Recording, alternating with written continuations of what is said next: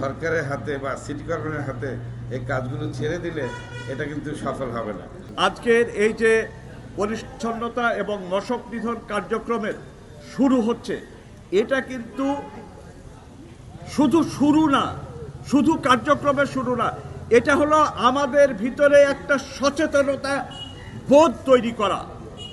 আজকে যে উদ্বোধন কার্যক্রম হচ্ছে, এর মাধ্যমে আমাদের ভিতরে সচেতনতা আসতে হবে, আমাদের ভিতরে আগ্রহ আসতে হবে যে আমরা পরিষ্কার পরিচ্ছন্ন থাকব এবং মশক নিধন শুধু না, পোকামাকড় অন্যান্য সব কিছু থেকে আমরা নিজেকে, আমাদের পরিবেশকে আমরা রক্ষা করব। সম্মানিত সুধী এবং মিডিয়া কর্মী এবং সিটি কর্পোরেশনের সম্মানিত সদস্যবৃন্দ, আমি জোর গলায় বলতে চাই যে এটা, এই মশক নিধন কার্যক্রম বা পরিষ্কার পরিচ্ছন্নতা শুধু কোনো ইনস্টিটিউশনের একক দায়িত্ব নয়, এটা হলো একটা যৌথ প্রয়াস। আজকে এখানে শুরু হতে যাচ্ছে আমাদের সেই যৌথ প্রয়াসের উদ্বোধনী কার্যক্রম। আমি এই উদ্বোধনী কার্যক্রমের সার্বিক সাফল্য কামনা করছি এবং আমাদের ভিতরে সচেতনতা বৃদ্ধির জন্য আমি সকলকে আহ্বান করছি। সম্মানিত সুধী, সম্মানিত সচিব নিবাসীগণ, আমাদের এখানে সিটি কর্পোরেশনের মাননীয় মেয়র, ওনার গোটা টিম নিয়ে আমাদের এখানে এসেছেন।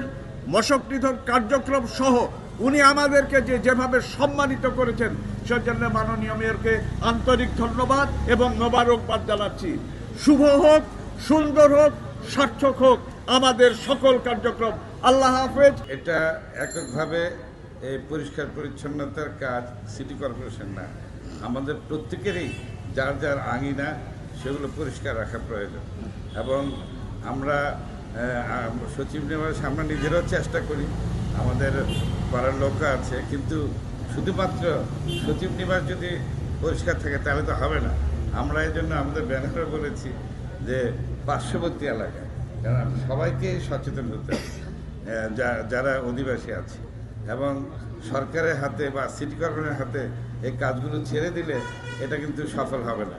আমাদের সবাইকে নিয়ে কাজ করতে হবে। আমরা আজকে সবাই এখানে আছি, আর যিনি প্রশাসক আছেন উনি কিন্তু যখন যুক্ত একসাথে সিটি কর্পোরেশন ছিল, আপনারা সবাই জানেন উনি ডেপুটি মেয়র ছিলেন, আর ওনাকে ব্যক্তিগতভাবে আমি চিনি।